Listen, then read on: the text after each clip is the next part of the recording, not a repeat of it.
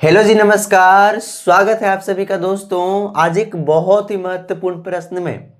चलिए, आज का जो प्रश्न है ना, मैं भूगोल से अर्थात जियोग्राफी से लेकर आया हूँ। मैं लगातार इतिहास इतिहास इतिहास का प्रश्न बना रहा था, तो किसी बच्चे ने कमेंट करा कि सर, आप ना केवल इतिहास से प्रश्न बना रहे हो, भूगोल से भी तो बनाइए।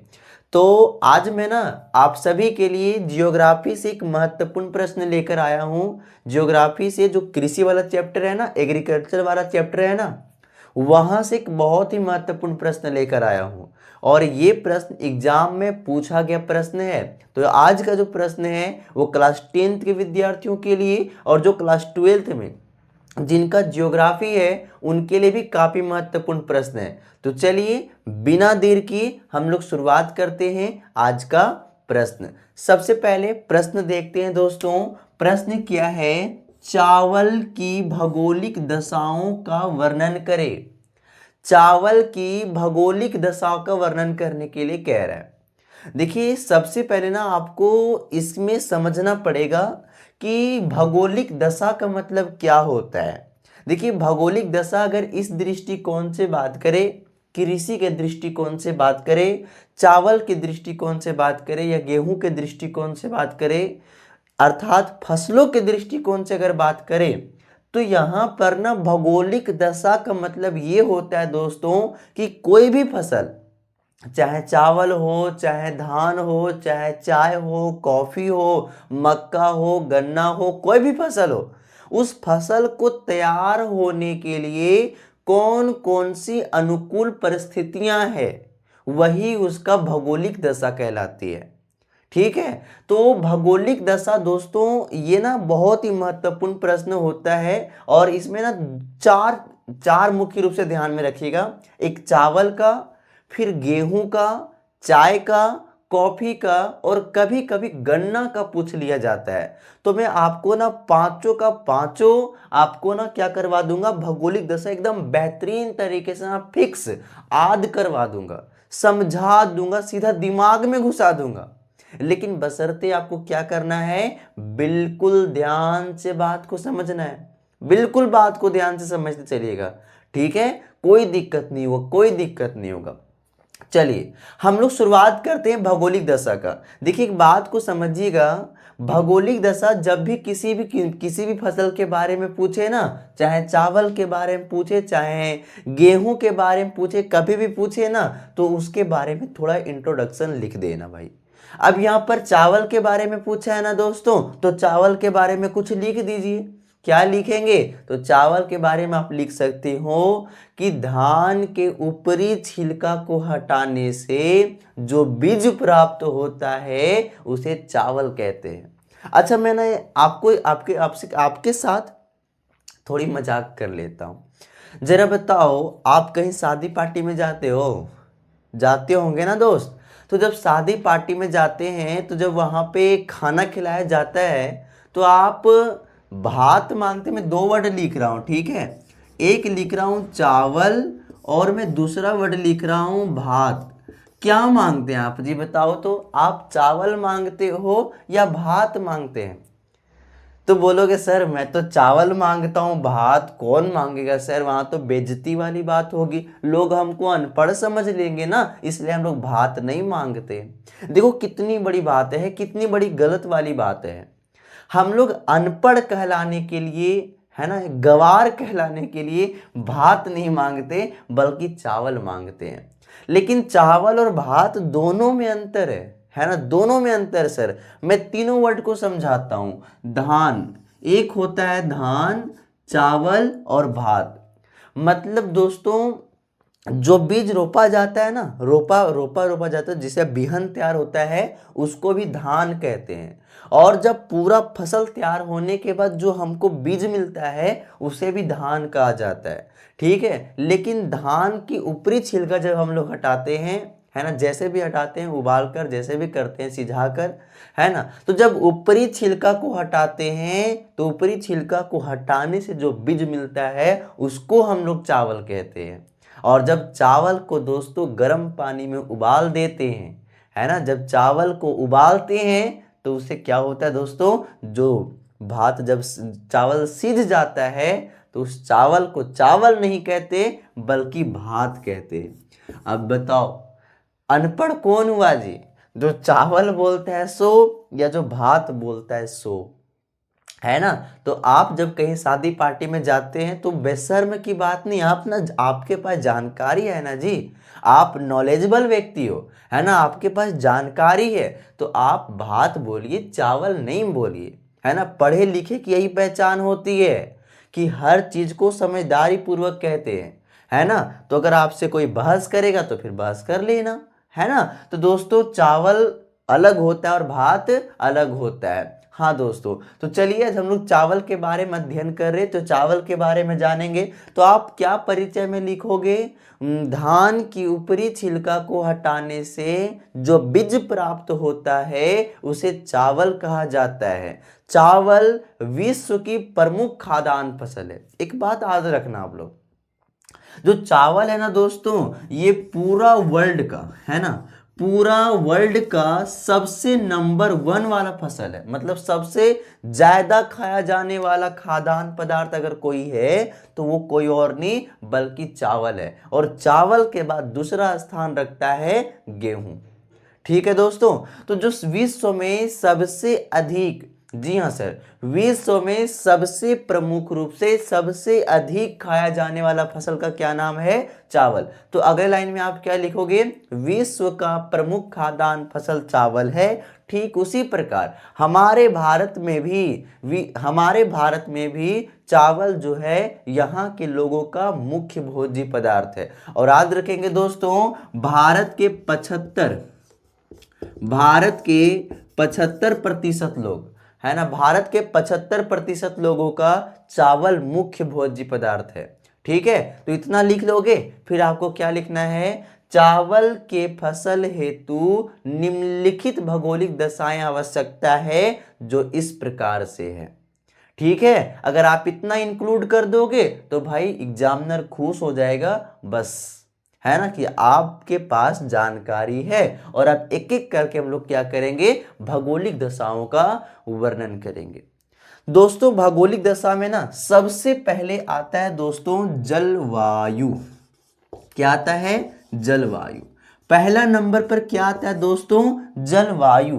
जलवायु, है ना। अब जलवायु क्या होता है भाई, है ना, ये बड़ा जानना जरूरी चीज है कि जलवायु क्या होता है। भाई आपने पढ़ो है ना जलवायु के बारे में, आप तो खूब लिख देते हो जलवायु, है ना। अक्सर बच्चे क्या करते हैं ना, जलवायु लिखेंगे पहला नंबर पर, फिर इसके दूसरा नंबर पर तापमान लिखेंगे, फिर तीसरा नंबर पर वर्षा लिख देंगे। देखो भाई गलत बात है ना, गलत बात है, बिल्कुल गलत बात है। देखो जलवायु क्या होता है ना, किसी भी विशिष्ट क्षेत्र में, किसी भी विशेष क्षेत्र में वहां की जो औसत मौसमी दशाएं होती है ना, उसी को जलवायु कहते हैं, है ना। जलवायु के बारे में मैं ना एक अलग से आपको बेहतरीन तरीके से एक वीडियो बनाकर आपको समझाऊंगा कि जलवायु क्या होता है। लेकिन अभी इतना समझ लीजिए, जलवायु के अंदर ही वर्षा आता है, जलवायु के अंदर ही तापमान आता है, जलवायु के अंदर ही गर्मी आती है,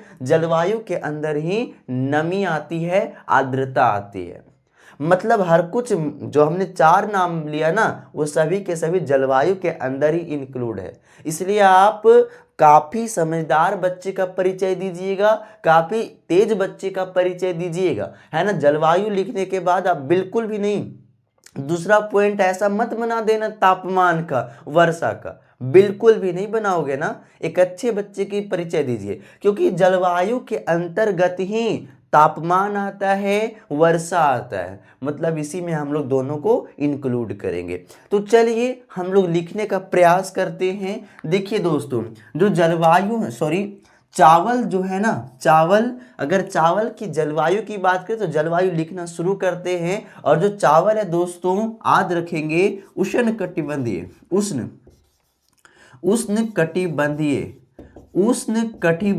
फसल है। चावल कैसा फसल है दोस्तों, उष्णकटिबंधीय फसल है।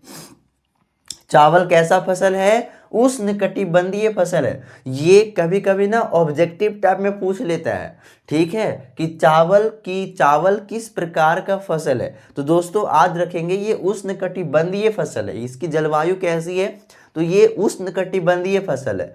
अब भाई आपको ये भी नहीं समझ में आ रहा होगा कि उष्णकटिबंधीय सर क्या है, हम लोग तो याद कर लेते हैं लेकिन उष्णकटिबंध क्या है हमको समझ ही नहीं आता है ना। देखो कितनी बड़ी गलत की बात है। ये जो कटिबंध है ना दोस्तों, उष्ण कटिबंध, शीत कटिबंध, शीतोष्ण कटिबंध, है ना, ये क्लास छठा का चैप्टर है दोस्तों, 6 क्लास का।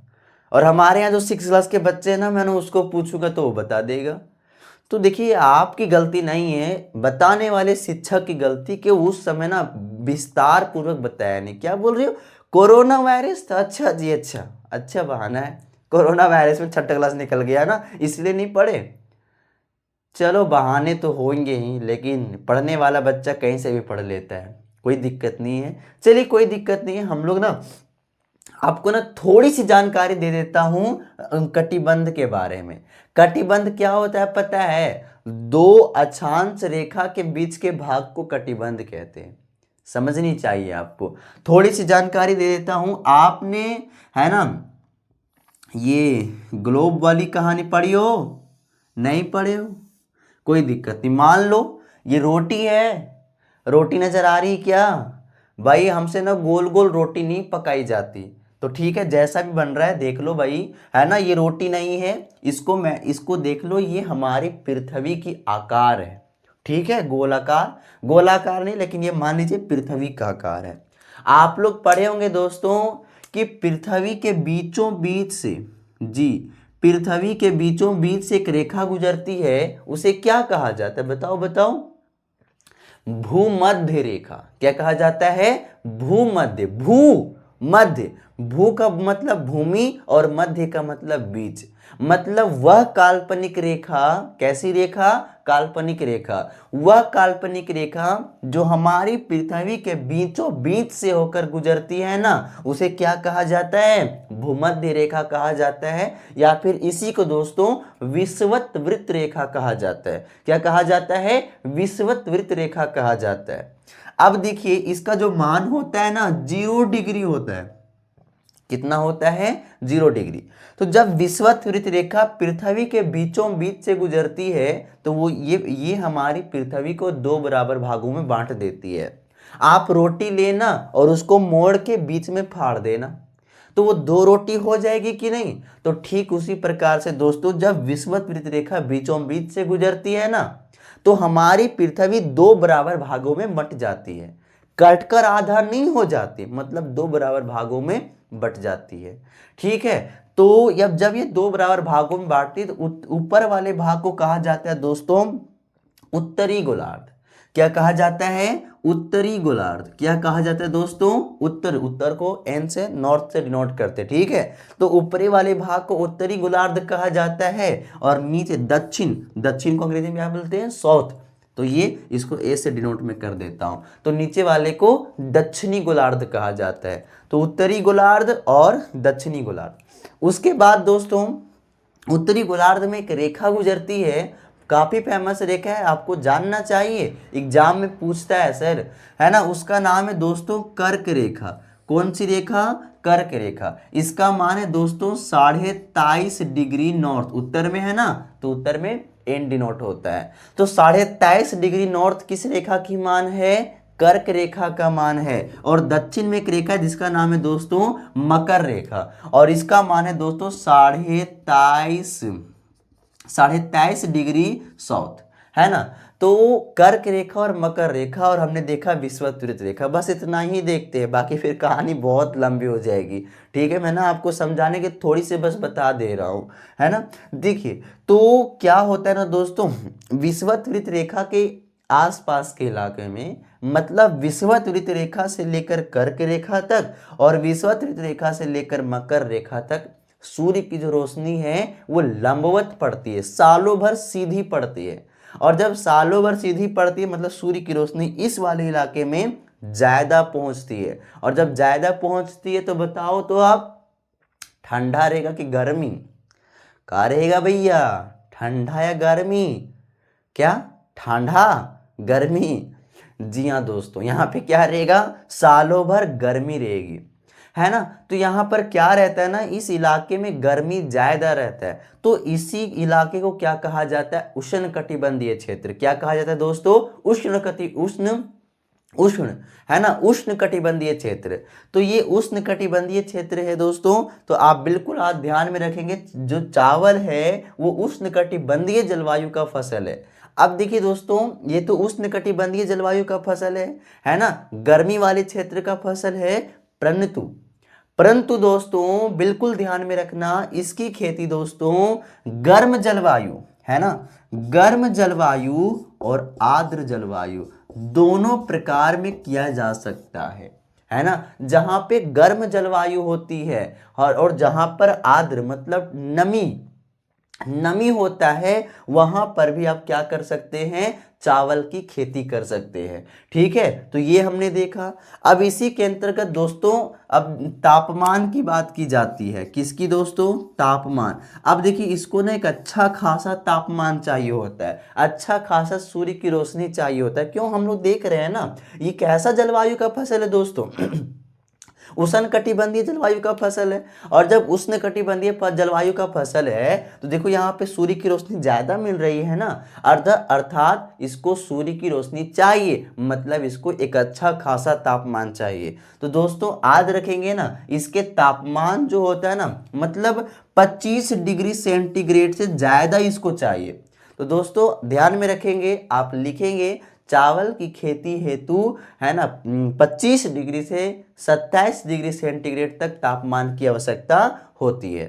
इतना लिख दोगे, है ना। जलवायु उष्णकटिबंधीय जलवायु, है ना। अभी मैं ना आपको पूरी लिखना कैसे मैं बताऊंगा, केवल अभी समझते चलिए। जलवायु के बारे में भी आपको समझा रहे हैं। तो जलवायु में उष्णकटिबंधीय जलवायु का फसल है ना, लेकिन इसकी खेती गर्म और आर्द्र दोनों प्रकार की जलवायु में इसकी खेती की जा सकती है ना। इसके तापमान दोस्तों, तापमान कितना चाहिए, तो इसके खेती के लिए 25 डिग्री सेंटीग्रेड से 27 डिग्री सेंटीग्रेड तक इसको तापमान की आवश्यकता होती है। अब इसी के अंतर्गत दोस्तों हमने पहले आपको बताया कि वर्षा का भी चर्चा इसी के अंतर्गत किया जाता है। आप अलग से ना बिल्कुल मत चर्चा करना, जो कर देते हैं वो नासमझ होते हैं, वो नहीं जानते हैं, और उनके शिक्षक भी पता नहीं कैसे होते जो उनको लिखा देते हैं। तो बिल्कुल नहीं, गलती नहीं करनी है आपको, थोड़ा समझदार बनिए, तेज बच्चा बनिए, है ना। सोशल साइंस में आंसर कैसे लिखा जाता है इस बात को समझिए, है ना, कुछ भी मत लिख के आ जाना बस।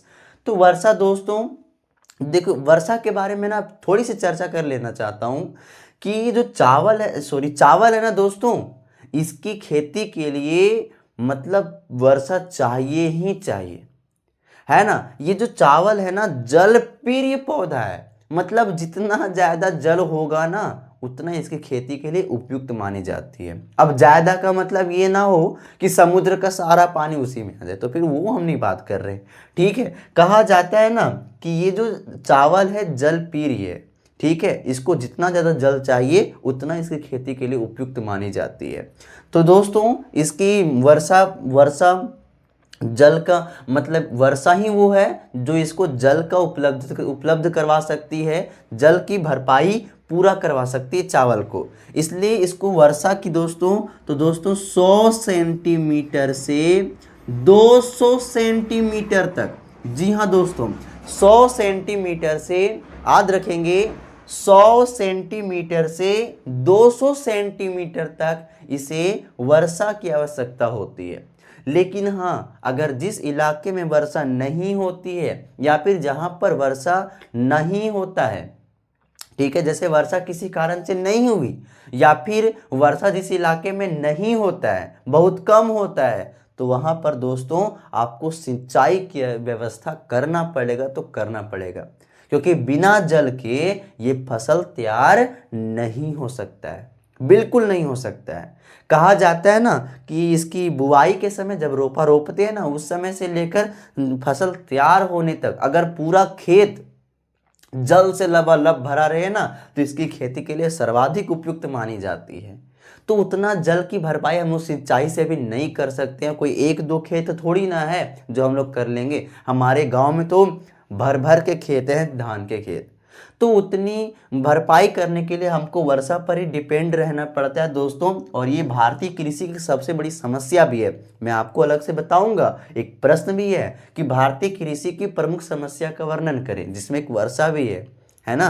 तो दोस्तों इसको वर्षा कितनी आवश्यकता है, 100 से 200 सेंटीमीटर तक। अब देखिए, अब पहला पॉइंट आप क्या लिख दोगे, जलवायु। और जलवायु में क्या लिखेंगे, बिल्कुल ध्यान से सुनना, मैं आपको बता रहा हूं क्या लिखोगे। चावल उष्णकटिबंधीय जलवायु का फसल है, परंतु इसे गर्म और आर्द्र दोनों प्रकार की जलवायु में इसकी खेती किया जा सकता है।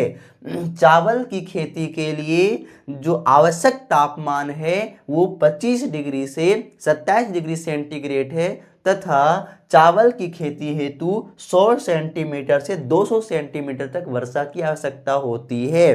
कहा जाता है अगर चावल की बुआई के समय और चावल फसल तैयार होने वक्त अगर खेत पानी से लबालब भरा रहे तो चावल की खेती हेतु सर्वाधिक उपयुक्त मानी जाती है। लेकिन जिस इलाके में वर्षा नहीं होता है और वर्षा किसी वजह से नहीं हुई तो सिंचाई की व्यवस्था होना अति आवश्यक है, तभी क्या हो पाएगा, चावल की खेती हो पाएगा।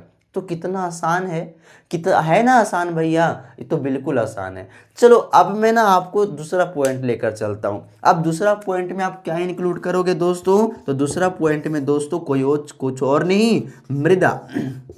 क्या दोस्तों, मृदा। तो दूसरा में हम लोग बात कर लेते हैं मृदा के बारे में, मिट्टी के बारे में। सब कुछ अगर है और अगर मृदा नहीं है तो आपका बेकार है, फिर आप खेती नहीं कर सकते। जैसे हुआ ना कि मतलब पूरा खाना ना है, सब कुछ व्यवस्था है आपके पास, ठीक है, चावल है, नमक है, हल्दी है, मसाला है, सब कुछ ले आए आप, ठीक है, लेकिन बर्तन ही नहीं है, तो फिर बताइए आप कहाँ से खाना बना पाओगे सर, खाना ही नहीं बनेगा। तो ठीक उसी प्रकार दोस्तों जलवायु होना चाहिए, सब कुछ है, उष्णकटिबंधीय है, तापमान है, वर्षा भी सब कुछ अच्छे तरीका से हो रही है, लेकिन अगर मिट्टी ही नहीं है, मृदा ही नहीं है, तो भाई आप चावल की खेती नहीं कर पाओगे। इसलिए मिट्टी होनी चाहिए। अब दोस्तों बिल्कुल ध्यान में रखना इस बात को, है ना। ऑब्जेक्टिव प्रश्न भी यहां से सेट कर लेता है। जो चावल की खेती है ना, चावल की खेती के लिए जो सर्वाधिक उपयुक्त मिट्टी मानी गई है वो कोई और नहीं, सबसे उपजाऊपन मिट्टी। कौन मिट्टी, सबसे उपजाऊपन मिट्टी। बताओ बताओ कौन है भैया, क्या होगा, बताओ मेरी बहन, बताओ बताओ क्या होगा, जलोढ़ मिट्टी। वाओ वेरी गुड, मतलब आप पढ़ाई पे ध्यान दे रहे हो सर। पढ़ना है जी, इसी तरीके से पढ़ते रहना, मेहनत कीजिए, मेहनत कीजिए।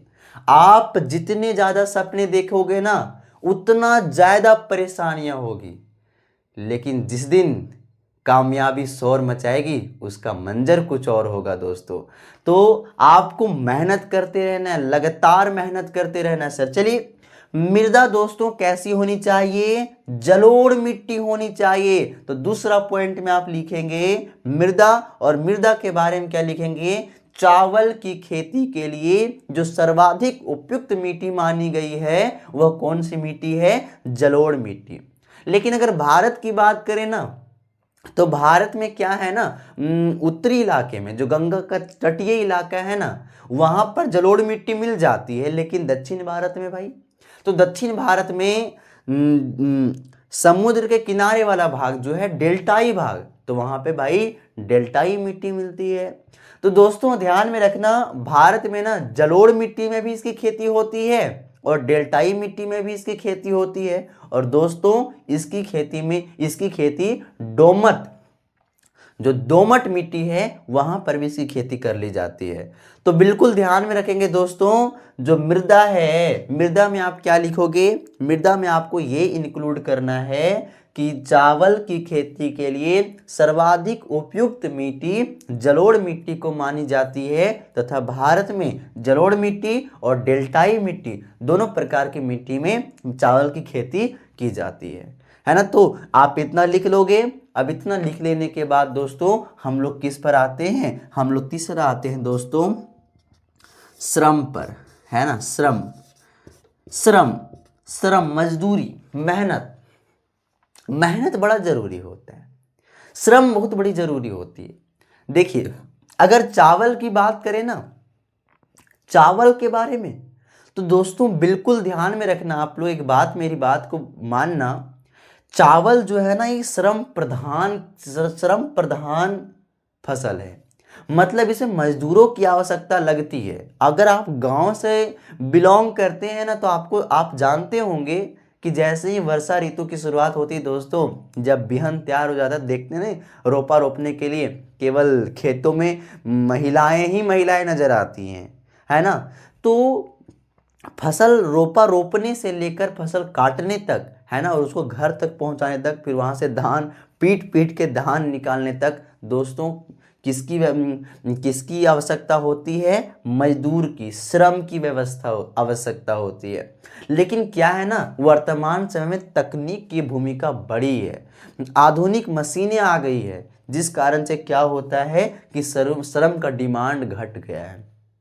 ठीक है, क्या हो गया है, मजदूरों की मांग घट गया है ना। अमेरिका जैसे देशों में ना, वहां पर बुआई से लेकर कटाई तक, ठीक है, हर एक काम मशीन से होता है ना। हमारे इलाके में भी मशीन का प्रयोग होने लगा है, लेकिन अभी भी दोस्तों बुआई के समय और पिटाई, जो हम लोग पीट पीट कर निकालते हैं ना धान, वहां पे लोग अपने हाथ से ही पीटते हैं। इसके पीछे का रीजन है, जब आप मशीन से करवाओगे ना तो आपको जो बिचाली पौरा होता है ना, तो आपको पुआल मिल जाएगा परंतु बिचाली नहीं मिल पाएगी। तो उसके लिए फिर दोस्तों क्या करते हैं, मजदूर ही अपने हाथ से पीट पीट करके क्या करते हैं, धान निकालते हैं। ठीक है, तो श्रम के बारे में आप क्या लिखोगे यहाँ पता है, लिखोगे चावल जो है एक श्रम प्रधान फसल है, मतलब जिसमें मजदूर की आवश्यकता चाहिए तो चाहिए।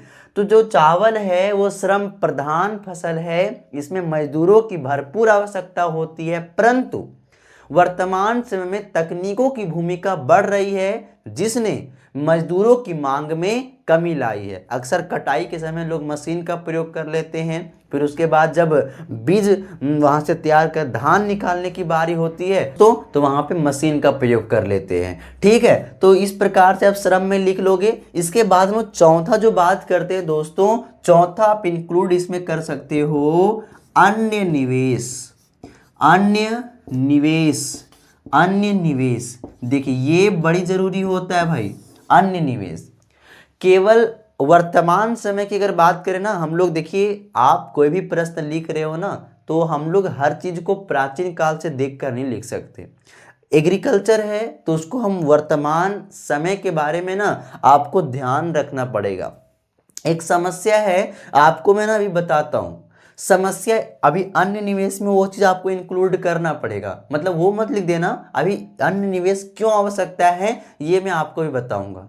सबसे बड़ी बात होती है ना दोस्तों, अभी क्या हो रहा है ना कि जनसंख्या निरंतर फैल रही है, जनसंख्या बढ़ रहा है, और जब जनसंख्या बढ़ रहा है तो जब बढ़ती जनसंख्या क्या कर रही है, खेतों में अपने लिए घर बना रही है। मतलब वह स्थान जहां पहले कभी खेत हुआ करता था, जहां पर पहले कभी खेती हुआ करती थी, अब वहां पे घर बनते जा रहे हैं। उन इलाकों में अब उद्योग खुलते जा रहे हैं। उन इलाकों से वह स्थान जहां पहले कभी खेती हुआ करती थी, सड़क बन गया है, वहां से परिवहन, रेल परिवहन गुजार दी गई है। ठीक है दोस्तों, अब बताइए क्या वहां पर खेती संभव है? नहीं संभव है। मतलब जो खेत है वो घटते जा रहा है और जनसंख्या बढ़ते जा रहा है ना। भूख तो कम नहीं हो रही है। भूख कम होती है क्या? नहीं कम होता। मतलब भाई जनसंख्या जितना ज्यादा बढ़ेगा ना, उसका अनाज का मांग जो है उतना अधिक बढ़ेगा, उतना अधिक बढ़ेगा। लेकिन हमारे पास खेत क्या है दोस्तों? बहुत कम है। तो खेत तो कम है, जनसंख्या बढ़ती जा रही है, और ऊपर से दोस्तों जो मृदा है हमारे पास, हम उस मृदा की जो उर्वरता शक्ति है ना, उसको भी दिनों दिन घटाते जा रहे हैं। मतलब उसी मृदा में जिसमें उर्वरता शक्ति कम है, वही खेत जो हमारे पास कम है, फिर भी इस जनसंख्या का पेट भरने के लिए कम खेत में ज्यादा पैदावार चाहते हैं। तो ये कैसे होगा? ये तब होगा जब हम लोग अन्य निवेश करेंगे। मतलब दोस्तों, आपको ये असाधारण जो हमारे पास जो बीज होते हैं ना, देहाती बीज का प्रयोग नहीं करना पड़ेगा, बल्कि आपको दोस्तों उन्नत बीज, कैसे बीज की आवश्यकता है? आपको उन्नत बीजों की आवश्यकता है। आपके पास उन्नत बीज होना चाहिए, तब जाकर आप क्या कर सकते हैं? एक अच्छा फसल तैयार कर सकते हैं। और इतना ही नहीं, आपके पास उर्वरक भी होना चाहिए, खाद भी होना चाहिए और कीटनाशक दवाई भी होना चाहिए। तो दोस्तों, उन्नत बीज, उर्वरक और कीटनाशक दवाई, जी हाँ दोस्तों, कीटनाशक दवाई। तो कीटनाशक दवाई भी है ना दोस्तों, कीटनाशक दवाई भी ये अन्य निवेश में शामिल है। और अन्य निवेश में दोस्तों एक चीज और इंक्लूड कर लीजिएगा, पूंजी, पैसा। बाप बड़ा ना भैया, सबसे बड़ा रुपया हो तो है ना? इस बात को समझते। आपके लिए भी ऐसा है क्या? अरे भाई मत पूछो, सबके लिए है, पैसा सबके लिए महत्वपूर्ण है। ठीक है, अगर आपके पास, मेरी माँ कहती है कि दुनिया में ना सबसे महत्वपूर्ण चीज़ है पैसा। अगर आपके पास पैसा है ना बाबू, तो हर कोई आपको पूछेंगे, और अगर आपके पास पैसा नहीं है ना, तो अपने भी आपको भूल जाएंगे।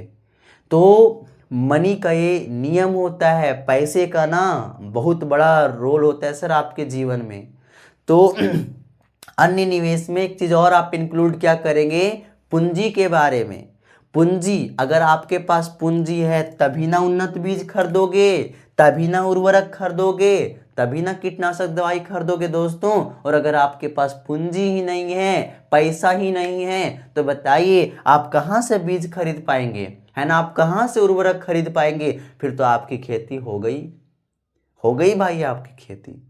तो दोस्तों, इस प्रकार हम किसान बन गए। और किसान बनने के लिए हमने क्या देख लिया कि जलवायु कैसी होनी चाहिए, मृदा कैसी होनी चाहिए, श्रम कैसी होनी चाहिए, और अन्य निवेश में हम लोग क्या करेंगे। और अगर इतना कुछ कर देंगे तो हमारा दोस्तों चावल की जो भौगोलिक दशा हो गया, लिखा गया। तो दोस्तों यहाँ पर समझ में आ गया ना, अन्य निवेश में क्या करेंगे? तो अन्य निवेश में आप लिखेंगे चावल की खेती हेतु उन्नत बीज, कीटनाशक दवाई और उर्वरकों का भी प्रयोग किया जाता है। साथ ही पूंजी की भी आवश्यकता है। और इतना लिखने के बाद दोस्तों अंत में उत्पादक क्षेत्र का नाम लिख दो, है ना, कि कहां कहां पे उत्पादन होता है, वो अगर आप इंक्लूड कर देते हैं तो आपका आंसर परफेक्ट हो जाएगा। और दोस्तों आपको पता होना चाहिए, संपूर्ण